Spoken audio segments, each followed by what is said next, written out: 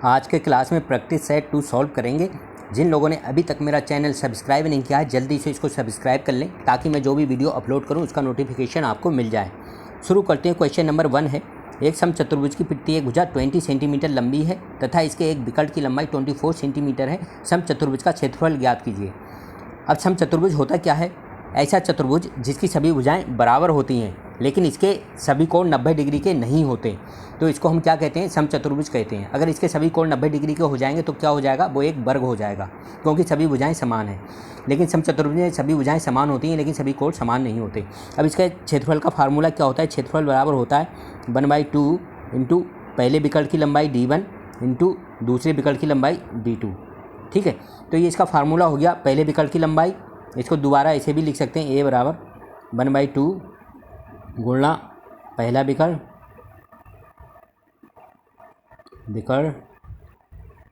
गुणा दूसरा विकर्ण। ठीक है, तो पहले विकर्ण की लंबाई इसको d1 लिख लेते हैं और दूसरे विकर्ण की लंबाई इसको d2 लिख लेते हैं। तो फार्मूला क्या हो जाता है? a = 1/2 into d1 into d2। ये फार्मूला हो गया। एक दूसरा फार्मूला भी होता है, वो मैं बता देता हूँ। कभी कभी दूसरी तरीके से क्वेश्चन आ जाता है।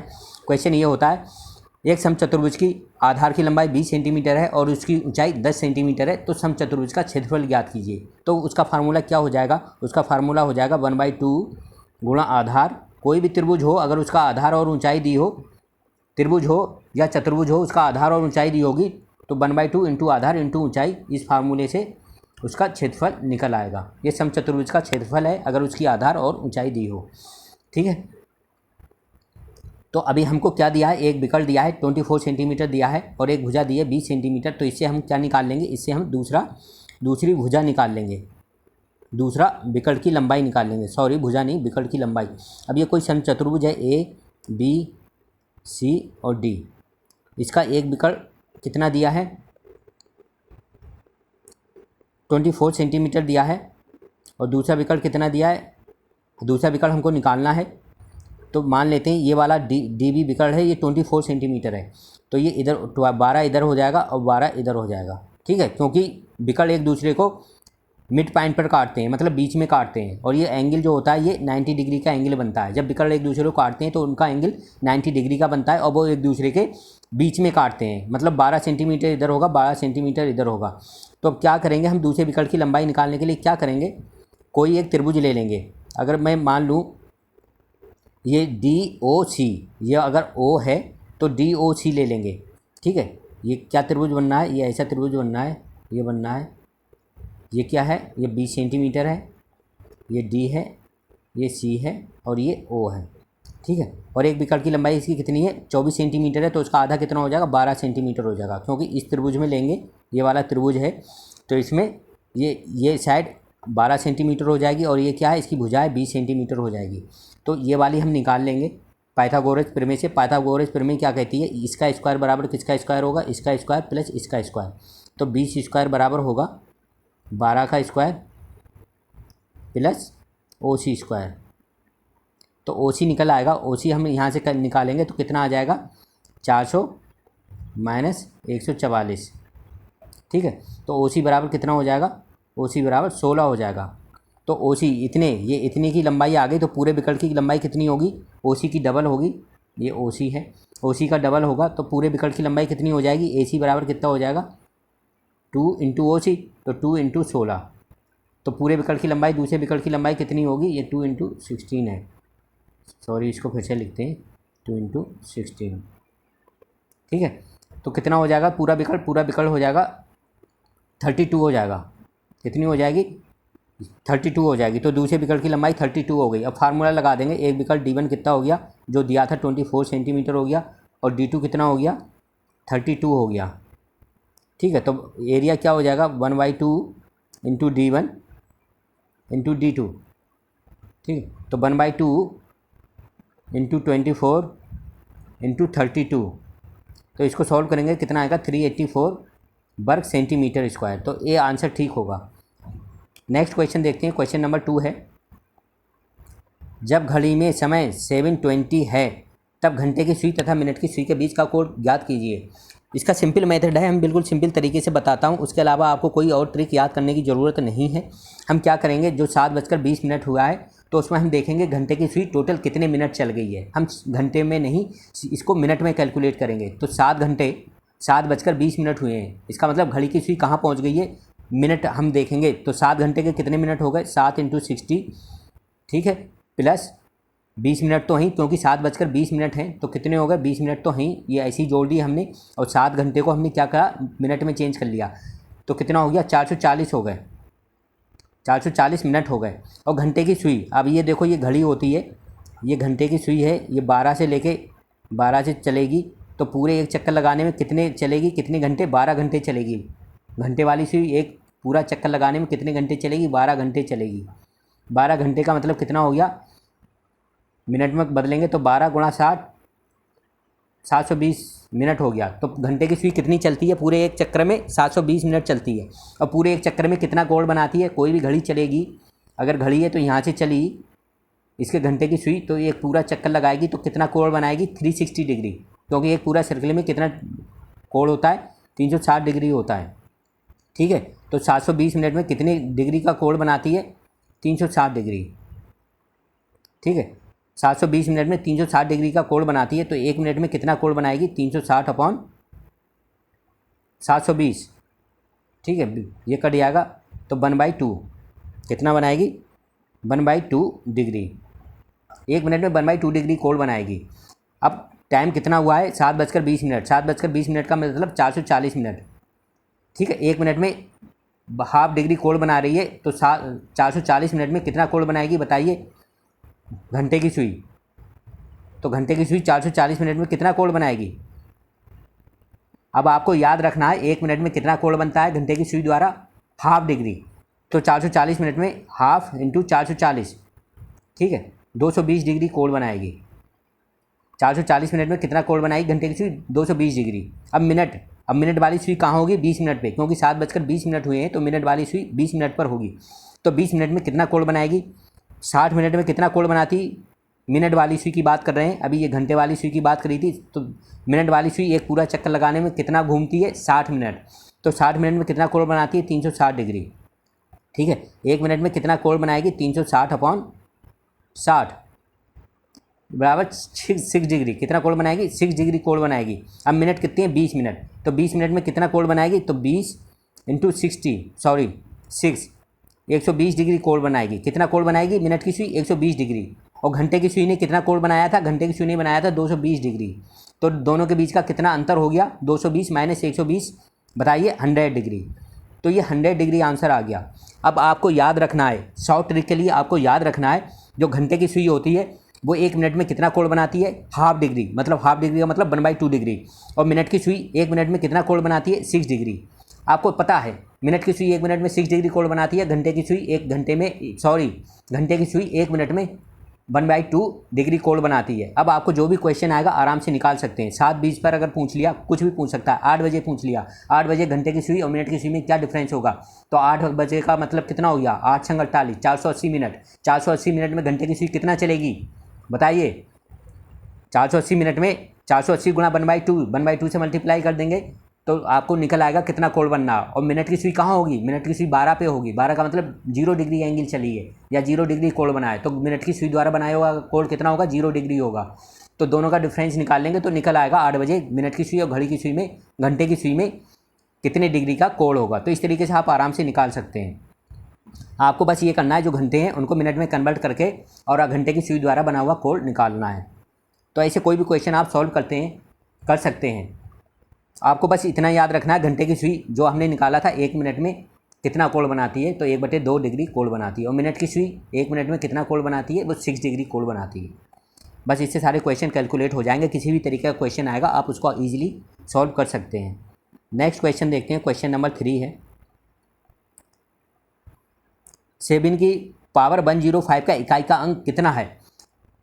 अब अगर कोई भी पावर दी है उसका आपको इकाई का अंक निकालना है। इकाई का अंक निकालने के लिए क्या करेंगे, मैं बिल्कुल एकदम सिंपल ट्रिक बता रहा हूँ, इससे सभी क्वेश्चन सॉल्व हो जाएंगे। आप देखेंगे हमें 7 की पावर निकालना है, ठीक है, क्या है 7 है, तो 7 की पावर 105 है। हम 7 की मल्टीप्लाई करके देखते हैं। 7 की 2 बार जब मल्टीप्लाई करेंगे, 7 × 7 सॉरी 7 × 7 कितना आया 49 आया। ठीक है, अब 7 × 3 बार मल्टीप्लाई करेंगे तो क्या आएगा 49 × 7 कितना आया 240 सॉरी कितना आएगा 243 आएगा। ठीक है, 3 बार मल्टी करने पर कितना आया 243 आया। अब 4 बार मल्टीप्लाई करेंगे तो कितना आएगा, अब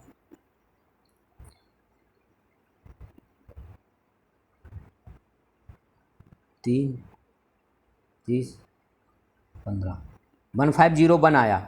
ठीक है, अब इसको फिर से मल्टीप्लाई करेंगे, यानी कि 4 बार अगर मल्टीप्लाई किया तो इकाई का अंक 1 आया। अब इसको फिर 7 से मल्टीप्लाई करेंगे 5वीं बार तो फिर 7 आ जाएगा, मतलब अब फिर 7 रिपीट हो जाएगा।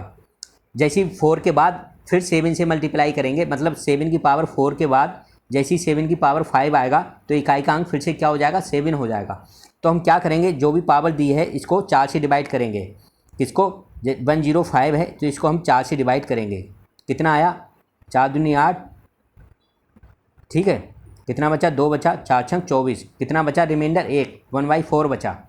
ठीक है, तो ये पूरा नहीं कट रहा, एक रिमाइंडर बच रहा है। एक रिमाइंडर का मतलब इसको क्या करेंगे 7 की पावर 1 लिख लेंगे। जो रिमाइंडर बचता है वो 7 की पावर या जिसकी भी पावर होगी उसकी पावर लिख लेंगे 7 की पावर 1। तो 7 की पावर 1 का मतलब क्या हुआ 7, तो इसका इकाई का अंक क्या होगा 7 होगा।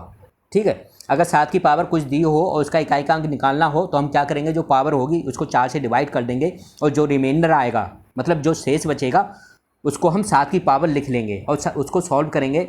मान लो 105 की जगह 106 होता, 7 की पावर 106 होता, तब आप कैसे कैलकुलेट करते, 106 को क्या करते 7 से डिवाइड करते, तब रिमाइंडर कितना बचता, तब रिमाइंडर 2 बचता, शेष 2 बचता आपका। तब क्या लिखते हम 7 की पावर 2 लिखते। क्या लिखते 7 की पावर 2, तो 7 7 49। ठीक है, 7 7 जा 49, तो इसका इकाई का अंक क्या होता 49 हो जाता 9 हो जाता, सॉरी इसका इकाई का अंक क्या हो जाता 9 हो जाता। क्योंकि 105 में 4 से डिवाइड कर रहे हैं तो कितना बच रहा है रिमाइंडर या शेष कितना बच रहा है 1 बच रहा है, तो 7 की पावर 1 हो जाएगा। अगर शेष 3 बचेगा तो 7 की पावर 3, और 7 की पावर 3 क्या होता है 243 होता है, तो इकाई का अंक क्या होगा 3 हो जाएगा। तो ऐसे कोई भी क्वेश्चन आप सॉल्व कर सकते हैं। इकाई का अंक निकालने के लिए कोई भी क्वेश्चन हम सॉल्व कर सकते हैं। हमको ट्रिक याद रखने की ज़रूरत नहीं है, बस हमको ये देखना है कितने बार मल्टीप्लाई करने के बाद फिर इकाई का अंक रिपीट हो जाता है। तो कितने के बाद हमारा इकाई सेम नंबर अगर रिपीट हो जाता है तो हम उतने ही, जैसे 7 की पावर 4 के बाद जैसी 7 की पावर 5 आती है तो फिर 7 रिपीट हो जा रहा है। तो इसलिए हम क्या करेंगे 7 की पावर 7 की पावर 4 है तो 105 को हम क्या करेंगे 4 से डिवाइड करेंगे। इसलिए मैंने 105 को 4 से डिवाइड किया, क्योंकि जैसे ही नेक्स्ट पावर करेंगे 7 की पावर 5 करेंगे तो फिर 7 रिपीट हो जाएगा। तो जो रिमाइंडर बचेगा उसको हम 7 की पावर के ऊपर लगा देंगे। ठीक है, जो शेष बचेगा उसको हम 7 की पावर लिख लेंगे और उसको सॉल्व करेंगे तो उसमें जो भी इकाई का अंक होगा उस आंसर वही होगा। तो इसमें इकाई का अंक क्या है 7 की पावर क्या आया था 1 आया था, 7 की पावर 1 का मतलब 7, तो इकाई का अंक 7 हो गया था।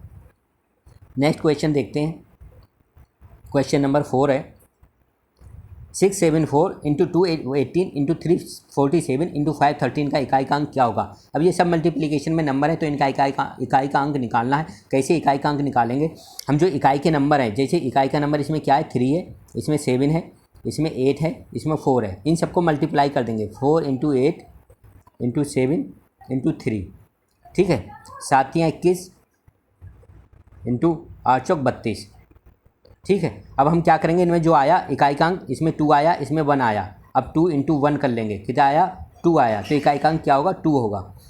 अगर कई सारे नंबर मल्टीप्लिकेशन में हो और उसका हमको इकाई का अंक अगर निकालना है तो हम क्या करेंगे, जितने भी नंबर हैं सबके इकाई के अंक लेके मल्टीप्लाई कर देंगे, फिर जो रिजल्ट आएगा उसका इकाई का अंक उसका आंसर हो जाएगा। तो इस तरीके से हम कैलकुलेट कर लेंगे। नेक्स्ट क्वेश्चन देखते हैं, क्वेश्चन नंबर 5 है, वो सबसे छोटी संख्या क्या है जिसमें 5 6 8 9 12 से भाग देने पर प्रति एक स्थिति में एक शेष बचे, परंतु 13 से भाग देने पर कोई शेष ना बचे। तो सबसे पहले क्या करेंगे, इसका हम एलसीएम निकालेंगे। एलसीएम किसका, ऑफ मतलब 5 6 8 9 12। तो एलसीएम निकालने का जो भी मेथड आप जिस मेथड से भी आप निकालते हैं उस मेथड से एलसीएम निकाल लीजिएगा। तो इसका एलसीएम क्या आएगा 360 आएगा, क्या आएगा 360 आएगा। अब क्या कह रहा है वो सबसे छोटी संख्या क्या है जिसमें 6, 5, 8, 19, 12 से भाग देने पर एक शेष बचे। तो सबसे छोटी संख्या क्या होगी, 360 प्लस 1 होगी। ठीक है, क्योंकि इसको अगर किसी भी नंबर से भाग देंगे तो एक शेष बचना चाहिए। 360 ऐसा नंबर है जो इन सब संख्याओं से पूरा पूरा कट रहा, लेकिन ये कह रहा है एक शेष बचेगा। तो हम इसको एक ऐसे लिख लेंगे, 360 के प्लस 1 का मतलब ये एक शेष बच रहा है। ठीक है, परंतु 13 से भाग देने पर कोई शेष ना बचे। अब 13 से भाग देंगे तो कोई शेष नहीं बचना चाहिए। तो ठीक है, अब कौन सा नंबर होना चाहिए, अब हमको वो बताना है। तो हमारी ये आ गया 360 के प्लस 1 आ गया। अब के की वैल्यू 1 रखेंगे तो 361 हो गया। के बराबर 2 लिखेंगे तो कुछ आएगा, लेकिन नंबर दिए 3600, 7800, 3600। तो के बराबर 10 लिखेंगे, के बराबर हम 10 ले लेंगे। ठीक है, अब तो वो आंसर हमको देख कर बताना पड़ेगा, के बराबर 1 लेंगे, 9 लेंगे, 5 लेंगे या 10 लेंगे। तो के बराबर 10 रख कर देखते हैं। तो 360 इंटू 10 प्लस 1 कितना हो जाएगा, 3600 प्लस 1 तो कितना हो जाएगा, 3601 हो जाएगा।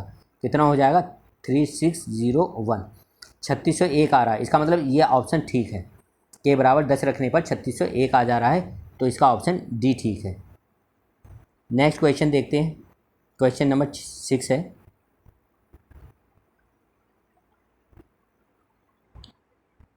क्वेश्चन नंबर 6 है, 120 छात्रों का औसत प्राप्तांक 35 था। क्या था, 120 छात्र हैं, उनका औसत प्राप्तांक था 35 था। यदि उत्तीर्ण हुए छात्रों का औसत प्राप्तांक 39 हो तथा अनुत्तीर्ण हुए छात्रों का औसत 15 हो तो कितने छात्र उत्तीर्ण हुए। माना हमने उत्तीर्ण होने वाले छात्रों की संख्या कितनी है, x है। तो अनुत्तीर्ण कितने होंगे, क्योंकि टोटल 120 छात्र हैं, अनुत्तीर्ण 120 माइनस x हो गए। ठीक है, अब हमको क्या करना है, जो 120 छात्रों का औसत प्राप्तांक कितना है, 35 था। तो टोटल नंबर कितने हो गए 120 छात्रों के, 120 इंटू 35। ठीक है, तो टोटल नंबर इतने हो गए 120 इंटू 35। और ये किसके इक्वल होंगे, उत्तीर्ण छात्रों के प्राप्तांक प्लस अनुत्तीर्ण छात्रों के प्राप्तांक। तो उत्तीर्ण छात्रों का औसत कितना था, 39 था। तो 39 इंटू एक्स, हमने उत्तीर्ण हुए छात्रों का संख्या जो है एक्स मानिए, प्लस जो अनुत्तीर्ण हुए उनका औसत कितना है, 15 है। तो 15 और 120 माइनस एक्स। अभी हमारी इक्वेशन बन गई। अब इसको सॉल्व कर लेंगे, यहाँ से एक्स की वैल्यू आ जाएगी। इसको सॉल्व करेंगे तो एक्स कितना आ जाएगा, एक्स बराबर 100 आ जाएगा। तो यही पूछना था कि उत्तीर्ण तो कितने छात्र उत्तीर्ण हुए, तो उत्तीर्ण होने वाले छात्रों की संख्या कितनी हो गई, 100 हो गई। अगर पूछता कितने छात्र अनुत्तीर्ण हुए तो 120 माइनस एक्स की जगह 100 रख के घटा देते तो कितने आता, 20 आता। तो अनुत्तीर्ण जो छात्रों की संख्या कितनी आई, 20 आई। तो ऐसे सॉल्व कर लेंगे। ये इस इक्वेशन से आपको क्या करना है, एक्स सॉल्व करना है। एक्स की जो वैल्यू आएगी वो हमने मानी थी उत्तीर्ण छात्रों की संख्या आएगी। नेक्स्ट क्वेश्चन देखते हैं। क्वेश्चन नंबर 7 है।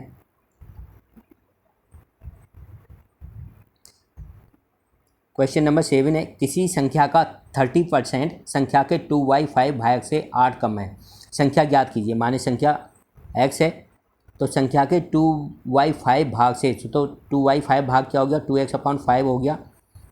ठीक है, इसमें से संख्या का 30% घटाएंगे तो x इंटू 30/100, ये किसके बराबर है, ये 8 के इक्वल है। ठीक है, यही हमको निकालना है।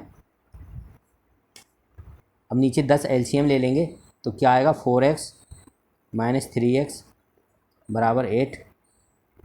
तो x बराबर क्या आएगा, 80 आ जाएगा। तो वो संख्या कितनी होगी, इसका आंसर क्या होगा, वो संख्या 80 होगी। नेक्स्ट क्वेश्चन देखते हैं। क्वेश्चन नंबर 8 है।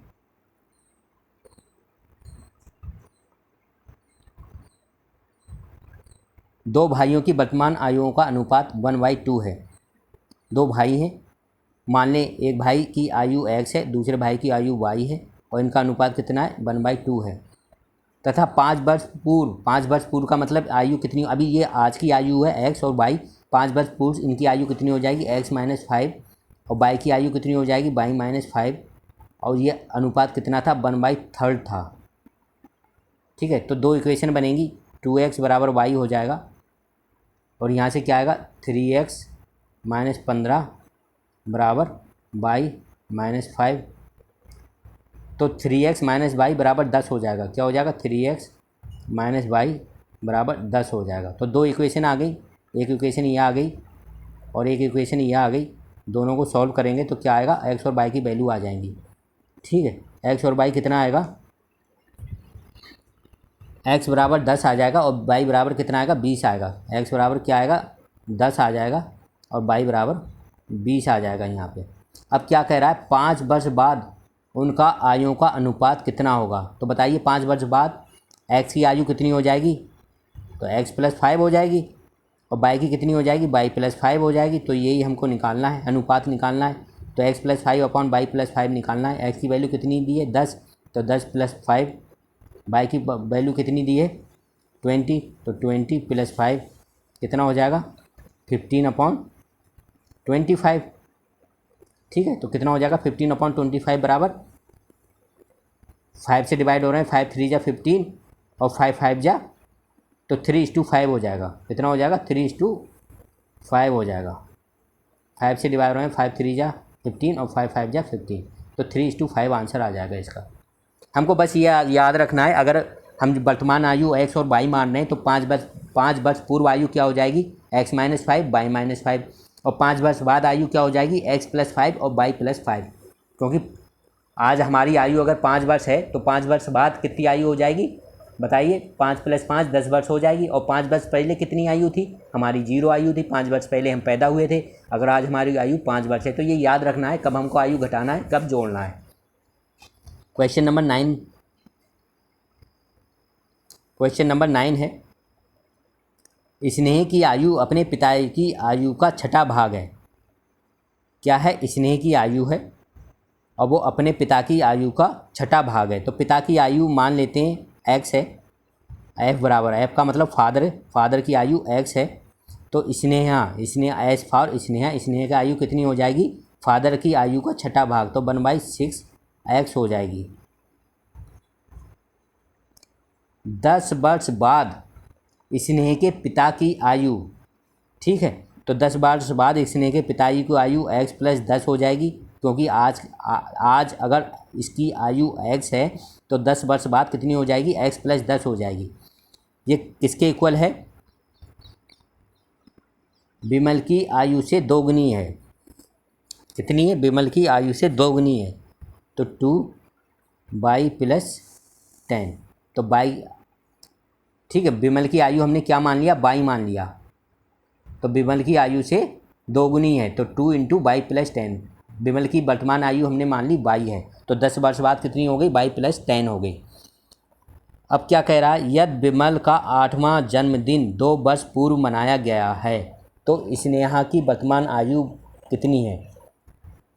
तो विमल का 8वां जन्मदिन, कैवां जन्मदिन, 8वां जन्मदिन, 8वां जन्मदिन कितने वर्ष का होगा, 8 वर्ष का होगा, जब भी तो 8वां जन्मदिन बनेगा। 9 वर्ष का होगा तो 9वां जन्मदिन होगा, क्योंकि 8वां जन्मदिन मनाया गया 2 वर्ष पूर्व, 2 वर्ष पहले उसका 8वां जन्मदिन मनाया गया है। तो 2 वर्ष पहले वो कितनी उम्र थी उसकी, 8 वर्ष थी। तो आज कितनी हो जाएगी, 2 वर्ष पहले जब 8 वर्ष थी तो आज की डेट में या वर्तमान आयु कितनी हो जाएगी विमल की, बताइए, 10 वर्ष हो जाएगी। कितनी हो जाएगी, 10 वर्ष हो जाएगी। तो वर्तमान आयु हमने कितनी मानी, विमल की बाई मानी है, तो बाई की जगह कितने रख देंगे, 10 वर्ष रख देंगे। तो x + 10, इस वाली इक्वेशन से x + 10 बराबर कितना हो जाएगा, 2 बाई कितना है, 10 माना है और प्लस 10, ये वाला 10, ठीक है। तो x + 10 बराबर कितना आया, 40। तो x बराबर कितना आया, 30 आया। तो x + 10 बराबर 40, तो x बराबर 30 आया। 30 किसकी उम्र आई, पिता की आई, पिता की ये वर्तमान आयु हो गई 30 वर्ष। अब हमें निकालना किसकी आयु है, स्नेहा की वर्तमान आयु निकालनी है।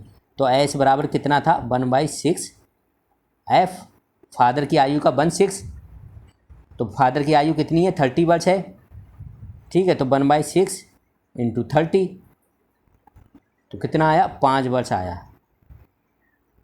आपको जो भी आयु के सवाल आएंगे उसमें बस आपको इक्वेशंस बनानी है और सॉल्व कर लेना है। इक्वेशंस बनाते टाइम ये ध्यान रखेंगे कि आपने वर्तमान आयु मानी है या 2 वर्ष पहले आयु मानी है या 2 वर्ष बाद की आयु मानी है। ये सब चीज़ें ध्यान में रखकर उसको सॉल्व करते रहना है। अब क्वेश्चन नंबर 10 है, क्वेश्चन नंबर 10 सॉल्व करते हैं। क्वेश्चन नंबर ये 10 है। यदि 3 की पावर x माइनस बाई बराबर 27 है और 3 की पावर x प्लस बाई बराबर 243 हो तो x का मान ज्ञात कीजिए। बताइए कैसे करेंगे। 3 की पावर x माइनस बाई बराबर 27 को क्या लिख सकते हैं, 3 क्योंकि 3 3 जा 9 और 9 3 जा 27। इसको क्या लिख सकते हैं, 3 की पावर 3।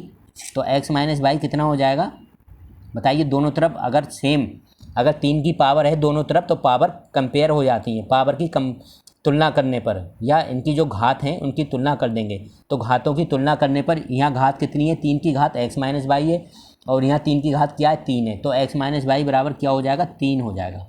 तो एक इक्वेशन यह आ गई, ठीक है। और दूसरा दिया है 3 की पावर x प्लस बाई बराबर 243। तो 3 की पावर x प्लस बाई कितना दिया है, 243 दिया है। 243 का मतलब 3 की घात 5। 243 किसके इक्वल होता है, 3 की घात 5 के, ठीक है। तो दोनों तरफ घातों की तुलना कर देंगे तो x प्लस बाई बराबर कितना होगा, 5 होगा। x प्लस बाई बराबर कितना हो गया, 5 हो गया। दो इक्वेशन बन गई, ये दूसरी इक्वेशन बन गई, ये पहली इक्वेशन बन गई। अब दोनों को सॉल्व कर लीजिए। तो हमको क्या निकालना है, x और बाई निकालना है। तो इनको सॉल्व करेंगे तो x बराबर कितना आ जाएगा, क्योंकि अगर इसको हम दोनों को जोड़ें तो बाई से बाई कट जाएगा। तो 2x बराबर कितना आएगा, 8 आ जाएगा। 2x बराबर, ये दोनों जुड़ जाएंगे, 3 और 5 8। तो x बराबर कितना आया बताइए, 4 आया। जब x बराबर 4 है तो बाई बराबर कितना आएगा, 3। बाई बराबर 3 आ गया। x की वैल्यू किसी भी, चाहे इसमें रख दो चाहे इसमें रख दो और बाई निकल जाएगा। तो x बराबर 4 आया, बाई बराबर 3 आया। तो यहाँ पे क्या पूछ रहा था, x की वैल्यू पूछ रहा था। तो x की वैल्यू कितनी आई, 4 आई। अगर बाई की पूछता तो बाई की कितनी है, 1 है। तो ये इसका आंसर हो गया। तो आज के क्लास में सिर्फ इतना ही। नेक्स्ट क्लास में अभी मेरे 15 क्वेश्चन और बचे हैं प्रैक्टिस सेट 2 के, वो मैं सॉल्व कराऊँगा। हमारे वीडियो से जुड़े, हमारे चैनल से जुड़े रहने के लिए इसको सब्सक्राइब करना ना भूलें, क्योंकि मैं जो भी वीडियो अपलोड करूँगा उसका नोटिफिकेशन सिर्फ उन्हीं के पास आएगा जिन लोगों ने हमारा चैनल सब्सक्राइब किया है। आज की वीडियो में सिर्फ इतना ही। Thank you.